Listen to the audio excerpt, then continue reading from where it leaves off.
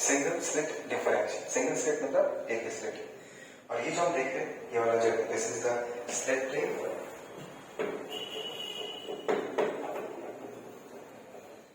Slit plane इसकी बनाने के पास एक कार्डबोर्ड है, उसमें हमने छोटा सा होल बना रखा था। मैंने बहुत बड़ा बनाया ताकि मैं तुमको समझा पाऊं। Actually the size of the slit is very very small. कितना स्मॉल? इतना small that it is comparable to the wavelength of light.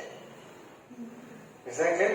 और सामने यहाँ पर क्या है? स्क्रीन। स्क्रीन क्यों चाहिए? बिकॉज जो इंटरफेरेंस होगा उसको ऑब्जर्व करने के लिए मुझे पहले उस इंटरफेरेंस को कहीं पर प्रोजेक्ट तो करना पड़ेगा ना, तब ना उसको स्टडी कर पाएंगे, राइट? हमने स्क्रीन डाल के रखा है ताकि वहां पर गिरे रेज इंटरफेरेंस हो और हम उसको ऑब्जर्व कर पाए, उसको स्टडी कर पाए।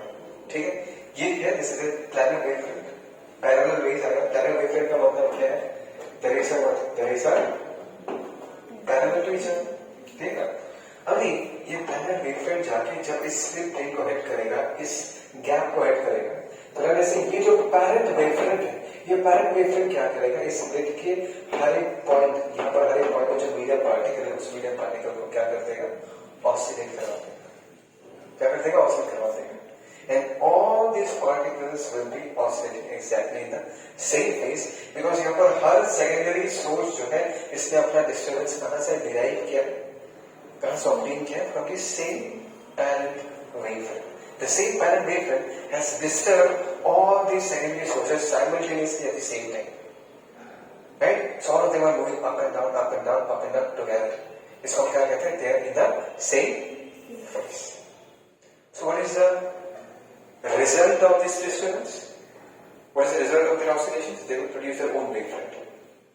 और जैसे कि मैंने तुमको इसके जस्ट पहले डायग्राम बना के देखा था कि ऐसे सेकेंडरी सोर्सेज बनते हैं, ये लोग अपना सेकेंडरी वेवफ्रंट बनाते हैं, उसका अगर मैं टेंजेंट बनाऊंगा तो क्या बनेगा? और एक स्फेरिकल वेवफ्रंट बनेगा, राइट? मतलब इस बात को समझो कि यहाँ से अगर प्लैनेट वेवफ्रंट आके हिट करता है तो यहाँ से कैसा वेवफ्रंट बनेगा? ऐसा स्फेरिकल वेवफ्रंट बनेगा। ठीक है, ऐसे हो। लेकिन मैं नहीं चाहूंगा कि तुम इस तरीके से समझो। तो ऐसा सोचो कि ये पहला वाला भी अपना खुद का एक वेवफ्रंट बनाता है, दूसरा सोर्स भी अपना वेवफ्रंट बनाता है, तीसरा सोर्स भी अपना वेवफ्रंट बनाता है। जितने सारे सोर्सेस हैं, जितने सारे सेकेंडरी सोर्सेस हैं, हर कोई अपना खुद का वेवफ्रंट बनाता है। And all this wavefronts finally interfere with each other to keep us an interference pattern on the screen. देखो YTAC में हमारे पास दो स्विच थे और हमने दोनों को इंडिविजुअल सोर्स ऑफ डिस्टर्बेंस माना और दोनों का सुपरपोजिशन किया। यहां पर हमने क्या किया? यहां पर हमने सारे सेकेंडरी सोर्सेस को एज ए सोर्स ट्रीट किया और हर एक सेकेंडरी सोर्स अपना खुद का वेवफ्रंट प्रोड्यूस कर रहा है। मतलब अगर 100 सोर्सेस है, just for the sake of discussion, अगर यहाँ पर 100 सोर्सेस है तो 100 वेवफ्रंट्स निकलेंगे, है ना? अगर यहाँ पर 100 सोर्सेस है तो कितने सारे वेवफ्रंट्स निकलेंगे? 100 सेकेंडरी वेवफ्रंट्स निकलेंगे। And all the secondary wavefronts are basically going to interfere with each other. YTAC में कितने सारे सोर्सेस थे? दो सोर्सेस थे, एक S1 एक S2। यहाँ पर बहुत सारे, मैंने फॉर एग्जांपल कितना बना? 100 बना। तो 100 सोर्सेस है, 100 सोर्सेस से वेवफ्रंट्स निकलेगा and all this wavefronts are basically going to interfere with each other. यहाँ पर इंटरफेरेंस किसके बीच होगा? यहाँ पर इंटरफेरेंस किसके बीच होगा? The wavefronts produced by the secondary sources of disturbance. कितने सारे सेकेंडरी सोर्सेस ऑफ डिस्टर्बेंस है? बहुत सारे। This is how it is different from YTAC। YTAC में हमने सिर्फ दो ही माना, S1 S2। यहाँ पर बहुत सारे। ऐसा है? अच्छा, तो अभी कैसे मानोगे? ये एक सोर्स है, यहां से लाइट यहाँ से इस सेंट्रल रीजन में पहुंचे, है ना? एग्जैक्टली इसके जैसा और एक इसका भाई यहाँ पर लोकेटेड एग्जैक्टली सेम है। सेंट्रल लाइन से जितना ऊपर होगा, सेंट्रल लाइन से नीचे एग्जैक्टली उतना ही डिस्टेंस नीचे होगा। तो ये भी यहाँ पर एक रे भेजेगा, दे विल इंटरफेयर। इनफैक्ट सब लोग भेजेंगे, everyone will send rays at this particular point. Everyone मतलब all the secondary sources of disturbance. और सेंट्रल रीजन में एक बात बता देता हूं, diffraction is mathematically challenging as compare to YTAC।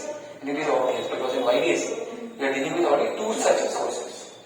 Here we have huge number of sources. तो तुम यहाँ पर सिर्फ दो वेव्स का इंटरफेरेंस का बात नहीं कर रहे, बात को समझो। यहाँ पर सिर्फ दो वेव नहीं आ रहा, ये सेकंड वाला सोर्स भी भेज रहा होगा, थर्ड वाला सोर्स इंक्रीज होगा। मतलब ये समझ लो, for the sake of simplicity अगर मैं ये कहता हूँ कि टोटल 100 सोर्सेस है, तो यहाँ पर कितने सारे वेव्स पहुंच रहे होंगे?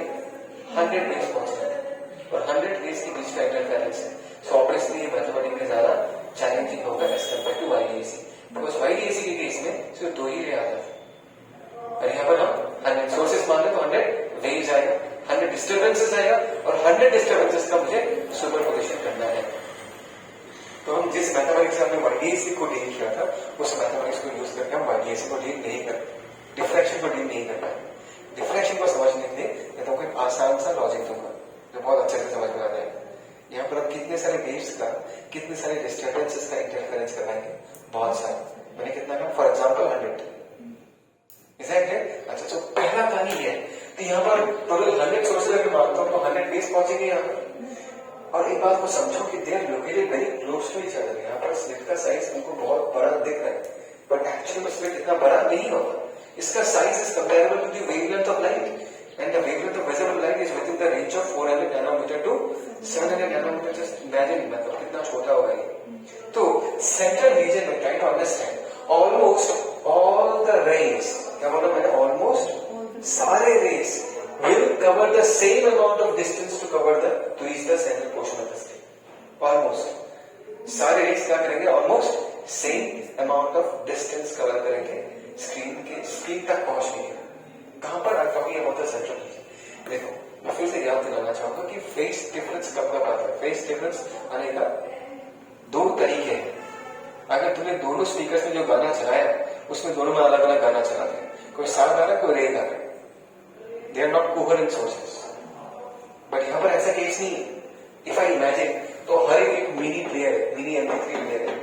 समझ में आ रहा है? ऐसे इमेजिन करोगे, हर एक सेकेंडरी सोर्स एक मिनी MP3 प्लेयर है, और सारे MP3 प्लेयर्स में एक ही गाना चल रहा है, क्योंकि इन सारे मिनी प्लेयर्स में, इन सारे मिनी MP3 प्लेयर्स ने अपना गाना सेम प्राइमरी वेवलेंथ से लिया। Is that clear? समझ में आया? तो सारे मिनी MP3 प्लेयर्स में एक ही गाना बज रहा है, तो सोर्सेस के बीच कोई फेज डिफरेंस नहीं है। Is that clear? और मैंने ये कहा कि ओके फाइन, सोर्सेस के बीच तो कोई फेज डिफरेंस नहीं है, they are coherent sources.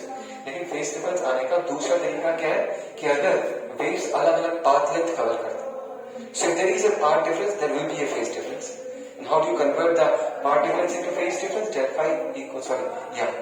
Del phi equal to 2 pi by lambda into del x. तो सोर्सेस से जो फेज डिफरेंस बनता था वो नहीं बनने वाला, because all the sources are in phase. और अगर आगे जाके स्क्रीन में फेज डिफरेंस बन रहा होगा, इट इज वेरी ऑब्वियस वो किसने बना होगा, बिकॉज अलग अलग वेव्स ने अलग अलग पाथ लेंथ कवर किया, पाथ डिफरेंस होगा वेव्स के बीच, that is the reason why phase difference create होगा। But in this particular discussion, when we are talking about the central portion of the screen, then we can say that almost all the 100 waves have the same path length when they reach the central portion of the screen. तो यहाँ पर सारे जो 100 waves हैं, they are interfering constructively, because उनके पास starting से source के कारण तो कोई फेज डिफरेंस था ही नहीं, और पाथ के लिए भी कोई डिफरेंस नहीं आएगा, because central portion में almost all the rays, almost all the 100 rays have covered the same amount of distance to reach the central portion of the screen. Is that clear? फिर से कहते हैं, यहाँ पर कितने सारे सोर्सेस हैं? 100 sources, for the sake of discussion. बढ़िया, यहाँ पर आपको कंस्ट्रक्टिव इंटरफेरेंस मिल रहा है, but let me move up. समझिए, हम थोड़ा ऊपर से, और यहाँ पर तुमको 2 रेज है ना? पहले रे कहां से लिखा है? From the first source of disturbance, और ये दूसरा रे किससे लिखा है? From the 100th source of disturbance. समझ में आया? बट एक्चुअली यहाँ पर कितने सारे रेस पहुंचेंगे? टोटल 100 रेस पहुंचेंगे। मैंने दिखाया सिर्फ 2, एक पहले वाले से पहुंचे, एक 100 सोर्स ऑफ डिस्टर्बेंस से वहां तक पहुंचे। Is that clear? एंड ध्यान देना, this is the central line, मैंने थीटा मानी, और मैंने माना कि यहाँ पर पाथ डिफरेंस जो है del x, जो कि एक्चुअली d sin थीटा होगा, उसको मैंने लैम्डा मान लिया। सॉरी, मुझे ये d लिखना नहीं चाहिए, मैंने यहाँ पर a मान के रखा है, तो मैं a के फॉर्म में लिखता हूँ। a sin थीटा को मैंने लैम्डा मान के रखा है।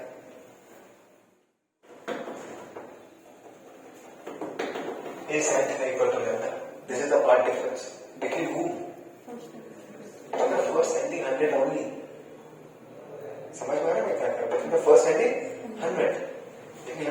100 वेव्स पहुंचने वाला, तो हम तो इस मतलब मैथमेटिकली तो एनालाइज नहीं कर सकते, क्योंकि हर किसी के बीच कुछ ना कुछ फेज डिफरेंस होगा, कुछ ना कुछ पार्ट डिफरेंस होगा, जिसके कारण फेज डिफरेंस है। एक बात को अच्छे से समझो, यहाँ पर जो है 1 sin theta equal to lambda लिखा है, this is the path difference between the first and 100 कर रहे हैं। एग्जैक्टली छोटा सा ट्रिक सिखाऊंगा जिससे हम 100 वेव्स के इंटरफेरेंस लॉजिकली एनालाइज करके बताएंगे, कोई मैथमेटिक्स यूज नहीं करेंगे। समझ में? थोड़ा पॉज कर।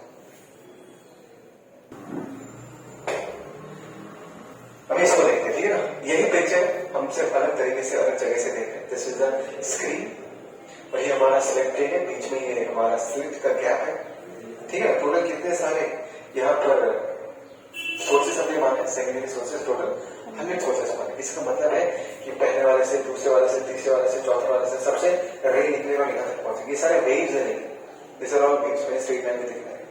और सारे वेव्स जब यहाँ पर क्या करेंगे, इंटरफेयर करेंगे। तो 100 वेव्स का इंटरफेरेंस का रिजल्ट कैसा होगा वो हम लॉजिकली कंक्लूड करेंगे कि अगर 100 वेव्स एक साथ इंटरफेयर करेगा तो होगा क्या।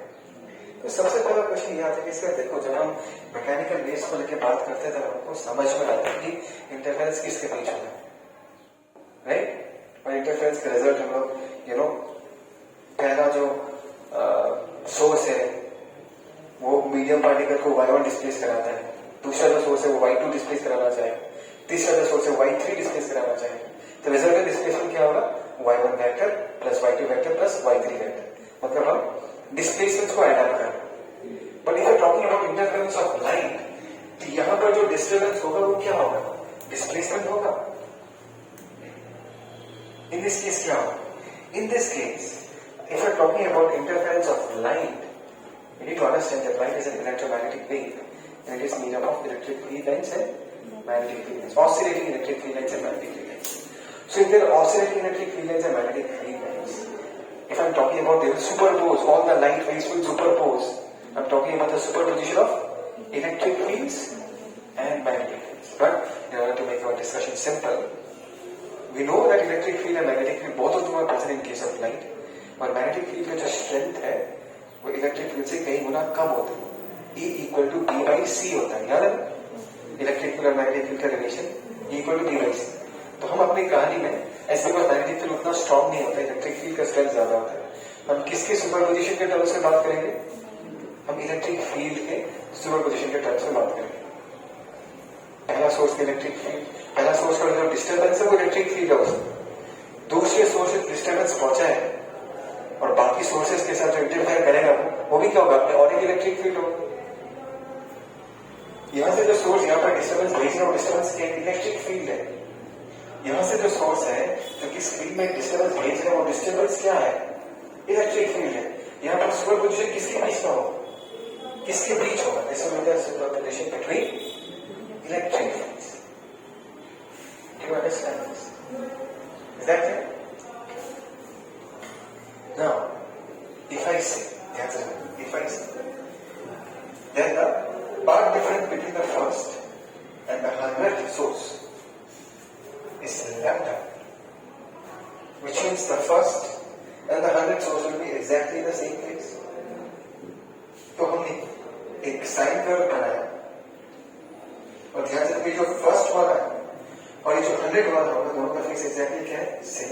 तो इसमें दोनों के बीच का पाथ लेंथ डिफरेंस कितना होगा, लैम्डा। इन दोनों के बीच का गैप कितना है, दैट इज लैम्डा का गैप। और हमने ये बना के रखा है। ये जो कर्व है, ये जो तुमको कर्व दिख रहा है, ये क्या रिप्रेजेंट कर रहा है, कैन यू अंडरस्टैंड? ये जो तुमको दिख रहा है इसका जो y का वैल्यूज होगा, देखो y का वैल्यूज जो मैंने येलो कलर शो किया, इसका क्या है, This all are the value of electric field lines. मतलब ये पहला सोर्स, ये दूसरा सोर्स से जो वेव निकलेगा यहाँ पर कितना इलेक्ट्रिक फील्ड कंट्रीब्यूट करेगा, इतना इलेक्ट्रिक फील्ड कंट्रीब्यूट करेगा। मैंने बस ग्राफिकली इसको रिप्रेजेंट किया। फिर से कहना यहाँ से जो वेव निकला, यहाँ पर इसके बीच का सुपरपोजिशन इलेक्ट्रिक फील्ड्स का सुपरपोजिशन। और समझ में आया? तो पहला सोर्स का फर्स्ट सोर्स का फॉर एग्जाम्पल, चलो फर्स्ट सोर्स की तरफ नहीं बात करें, that is the second source इस जगह पर कितने इलेक्ट्रिक फील्ड दे रहा है जो कि बाकियों के साथ सुपरपोज करेंगे, वो भी यहाँ पर देखा। पहला वाला for example E1 electric field यहाँ पर कंट्रीब्यूट कर, दूसरे वाले का कितना कंट्रीब्यूशन E2, इसका कितना E3, इसका कितना E4। This is just for the sake of understanding, मैंने को समझा। इस तरीके से सोचो तो सोचना आसान है, राइट। तो इलेक्ट्रिक फील्ड इज ये लोग सोर्स इलेक्ट्रिक फील्ड प्रोड्यूस करते हैं, जैसे साइनसॉइडल ब्रेकिंग फंक्शन है, साइनसॉइडल ब्रेकिंग फंक्शन है। इलेक्ट्रिक फील्ड का वैल्यू कहां से कहां तक वैरी करेगा, -E0 से +E0 तक वैरी करेगा। समझ में आया ना? Is that clear? Electric field constant नहीं होगा। हर एक सोर्स जो इलेक्ट्रोमैग्नेटिक वेव भेजता है उसका जो इलेक्ट्रिक फील्ड है दे कंटिन्यूअसली वैरी, -E0 से कहां तक, +E0। एग्जैक्टली। तो मैं ये जस्ट समझाने के लिए तुमको समझा, मतलब just to make you understand it simply मैं तुमको बता रहा हूँ। मैंने दिया कि पहला जो सोर्स है first source and the 100 source they have वो लोग जो वेव भेजते हैं इनके बीच का पावर डिफरेंस कितना है, लैम्डा मेशन is there exactly the same phase. तो हमने ऐसा इन दोनों के बीच अगर लैम्डा का गैप है तो ऐसे ग्रे बना सकते हो उसके बीच, ठीक है ना। तो मैं ये बताना चाहता हूँ कि पहला सोर्स के कॉरस्पॉन्डिंग कितने इलेक्ट्रिक फील्ड है, 0 इलेक्ट्रिक फील्ड, और सेकंड सोर्स के कॉरस्पॉन्डिंग कितने इलेक्ट्रिक फील्ड है, 0 इलेक्ट्रिक फील्ड, है ना। ये कहां का इलेक्ट्रिक फील्ड, इस जगह पर यहां से जो डिस्टर्बेंस निकलता है मतलब यहां पर पहुंचता है उसके इलेक्ट्रिक फील्ड का कंट्रीब्यूशन कितना है, 0। पहला वाले का 0, दूसरा वाला इस जगह पर कितना इलेक्ट्रिक फील्ड बनाता है,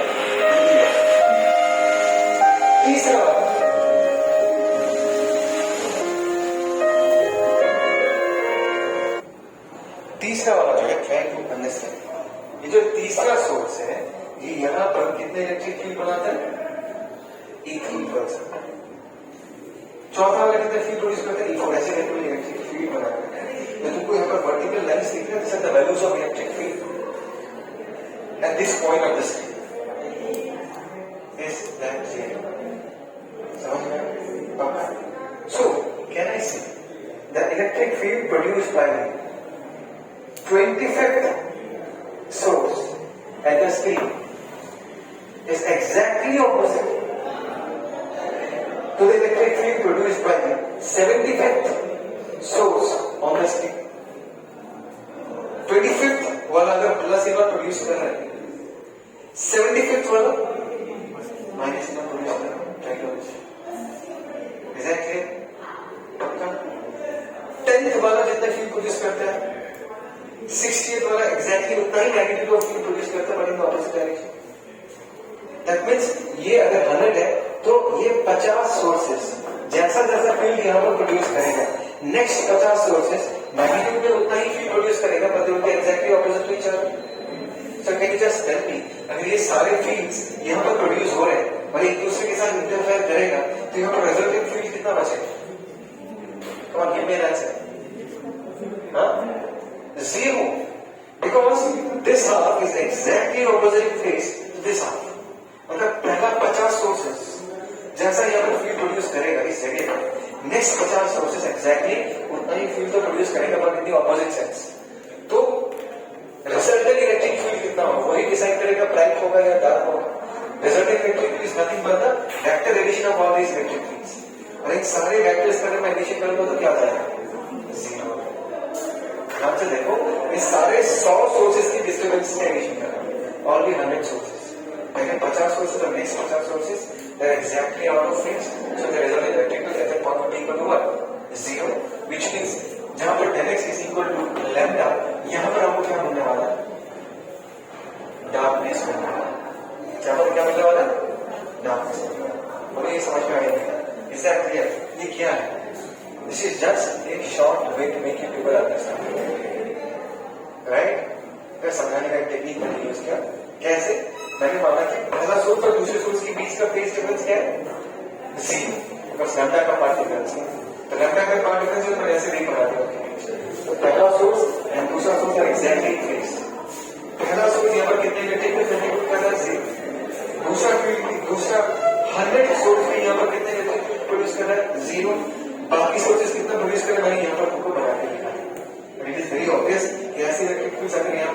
करते हैं, इंटरफेयर करते हैं, सुपरपोज करते हैं, उनका रिजल्ट क्या आ जाएगा, जीरो हो जाएगा।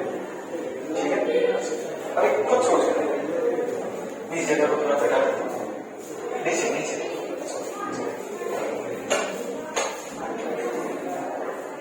स्क्रीन को रख देता हूँ, ठीक है। यहाँ पर अगर लैम्डा हुआ होगा, इसके बीच में कहीं ना कहीं डेल एक्स का वैल्यू लैम्डा में टू थ्री हुआ होगा ना, ये डेल एक्स इसके बीच है, और ये फर्स्ट है ना 100, बात समझ में आया?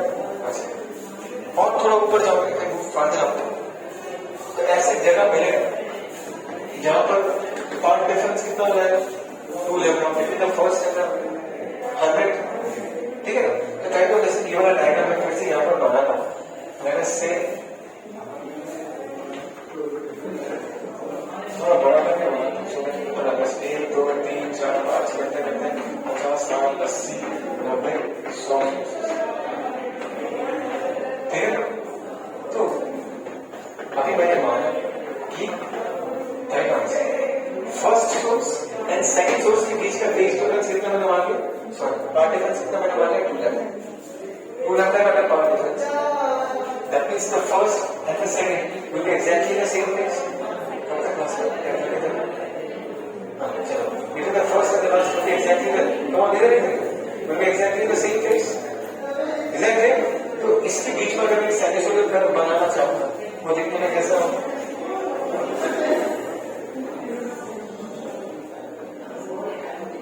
तो लगता है कैसा लगेगा, राइट?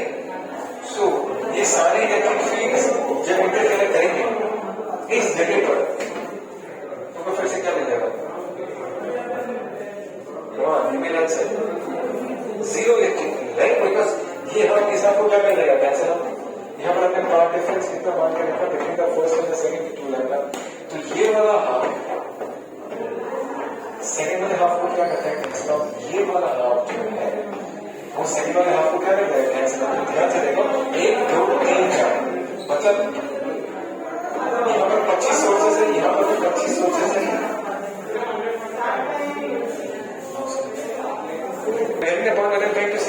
दैट मींस पहला 25 सोर्सेस का फील्ड और दूसरा 25 सोर्सेस का फील्ड जब cancel out each other note करते हैं, और नेक्स्ट 25 सोर्सेस का फील्ड और नेक्स्ट 25 सोर्सेस क्या करते हैं, एक दूसरे को कैंसिल आउट करते हैं। तो ठीक हमको वाईडीएसी में जैसा रिलेशन मिला था उसका उल्टा है, जब लैम्डा 2 लैम्डा 3 लैम्डा 4 लैम्डा होगा, वाईडीएसी में हमको क्या बोलता था, constructive interference, right? Blind spot बनता था, यहाँ पर ठीक उल्टा है, मतलब a sine theta equal to m lambda, a sine theta equal to m lambda. Lambda का ग्राफ ऐसे बना, 2 लैम्डा 3 लैम्डा का बना तो वैसा ही बनेगा। सो जहां जहां पार्ट डिफरेंस जीरो में तो कंस्ट्रक्टिव हो गए, लैम्डा में क्या होगा, डार्कनेस, 2 लैम्डा में क्या होगा, डार्कनेस, 3 लैम्डा में क्या होगा, डार्कनेस, ऊपर भी और नीचे, राइट? तो ये लिख सकते हैं if a sine theta equal to m lambda by one,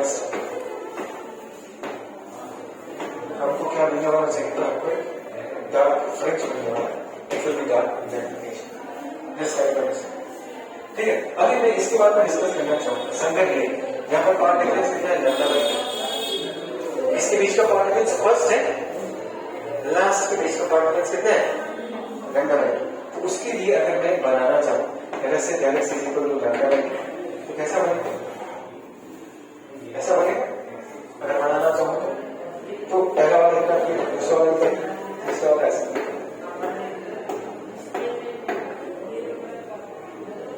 मैं इस जगह का बात कर रहा हूँ, स्क्रीन की इस लोकेशन के बारे में बात कर रहा हूँ, जब 100 वेव्स यहाँ पर पहुंचेगा और 100 वेव्स हर एक वेव अपने इलेक्ट्रिक फील्ड कितना प्रोड्यूस करेगा इस जगह पर, this will produce this much amount of electric field, and if I vector add them up, the result will not equal to 0 because all these vectors are along the same direction. तो कुछ ना कुछ अच्छा हमको resultant field मिलने वाला है, बात समझ में आया? तो लैम्डा बाय 2 में हमको क्या मिलने वाला है, क्या मिलने वाला है, फिर से करेंगे एग्जैक्टली, लैम्डा बाय 2 में क्या मिलने वाला है, फिर से ब्राइट, ये ठीक उल्टा हो गया, 0 में ब्राइट तो नहीं, लैम्डा बाय 2 में वाईडीएस में डार्कनेस था और लैम्डा 2 में यहाँ पर क्या है, ब्राइटनेस है। लैम्डा में वाईडीएस में क्या होता था, ब्राइटनेस, और डिफ्रैक्शन में क्या है? डार्कनेस। बात को समझो, जब मैं और ऊपर जा रहा हूं, मेरे से यहां पर डायरेक्ट का वैल्यू 3 लैम्डा बाय 2 है, where direct in this case is 3 lambda by 2. Just try to understand. In this case, let's imagine कि इंटरफेरेंस कैसा हो रहा है, 3 lambda by 2 कैसा होगा दिख रहा है?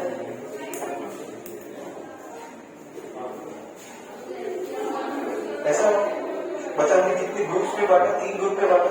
हर एक ग्रुप में कितने सारे सोर्सेस होंगे? फॉर एग्जाम्पल 33.33 कुछ होगा सोर्सेस, है ना?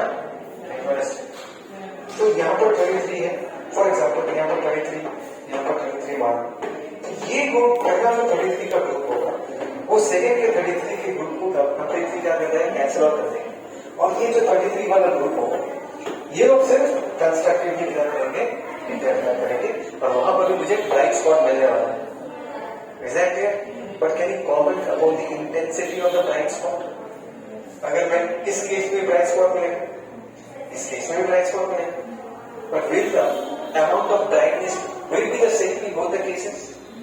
It will not be the same, because यहाँ पर total 100 sources क्या कर रहे हैं? कंस्ट्रक्टिवली इंटरफेयर कर रहे हैं। टोटल 100 सोर्सेस थे, 100 सेकेंडरी सोर्सेस थे, and all the secondary sources are constructively interfering. यहाँ पर सिर्फ ब्राइटनेस क्रिएट करने में कितने सोर्सेस का कंट्रीब्यूशन है? सिर्फ 33। उसके बाद जाऊंगा तो 3 लैम्डा के बाद 3 लैम्डा 2, 3 लैम्डा बाय 2 के बाद 5 लैम्डा बाय 2। 5 लैम्डा बाय 2 का मतलब क्या है? 1 2 3 4 5 लोग बन जाए। 5 लोग बनेंगे ना, हर एक लोग में कितना है? 20 करके आएगा। सिर्फ लास्ट वाला लोग कंस्ट्रक्टिवली इंटरफेयर करेगा, उसके पहले सारे लोग क्या करेंगे? दूसरे को कैंसिल आउट करेंगे। दैट मींस सिर्फ 20 सोर्सेस का इलेक्ट्रिक फील्ड कंस्ट्रक्टिवली इंटरफेयर करेगा। यहाँ पर पहले 100 सोर्सेस कंस्ट्रक्टिवली इंटरफेयर कर रहे थे, यहाँ पर 33 नेक्स्ट वाले में क्या होगा? 20। So what can I say about the amount of brightness of the screen? Central portion में सबसे ज्यादा ब्राइटनेस होगी, बिकॉज सेंट्रल पोर्शन में सारे रेज के बीच कोई फेज डिफरेंस नहीं है। मतलब सेंट्रल पोर्शन में हर एक कितना फील्ड प्रोड्यूस करे? सेंट्रल पोर्शन में तो बहुत ब्राइट हो। पर when you move on to एक गैलेक्सी को तो लैम्डा बाय 2 सब लोग जो है वो इनॉट प्रोड्यूस नहीं करते। देख रहे हैं ना, कोई 0 प्रोड्यूस कर, ट्राई टू अंडरस्टैंड, कोई कितना प्रोड्यूस करे? 0, E1 E2 E3 E4 E5। Central portion में क्या है? हर एक कितना प्रोड्यूस कर रहा होगा? इनॉट। Try to understand. लेकिन when galaxy is equal to lambda by 2, no doubt they will constructively interfere, but individual disturbance का मैग्नीट्यूड एक का 0 है, एक का E1 है, एक का E2 है, तो सेंटर वाले जैसा ब्राइट नहीं होगा, इससे कम ब्राइट होगा। नेक्स्ट वाले में ब्राइटनेस और घट जाएगा, नेक्स्ट वाला ब्राइटनेस और घट जाएगा। जैसे कि हमको YDS में यूनिफॉर्म इंटेंसिटी मिलता था ना, 4i और 4i, जहां पर भी कंस्ट्रक्टिव इंटरफेरेंस हो रहा था, वहां पर हमको क्या मिला? Uniform intensity, right? लैम्डा में भी 4i, 2 लैम्डा में भी 4i, 3 लैम्डा में भी 4i। यहाँ पर नहीं होगा, यहाँ पर एक लोकेशन ही बदल गई। लैम्डा बाय 2 में तुमको ब्राइट स्पॉट मिलेगा, नेक्स्ट 3 लैम्डा बाय 2 में मिलेगा, नेक्स्ट 5 लैम्डा बाय 2 में मिलेगा। लेकिन ब्राइट स्पॉट का जो ब्राइटनेस है, जो इंटेंसिटी है, वो घटता जाएगा, because the number of sources constructively interfering will keep on reducing. Is that clear?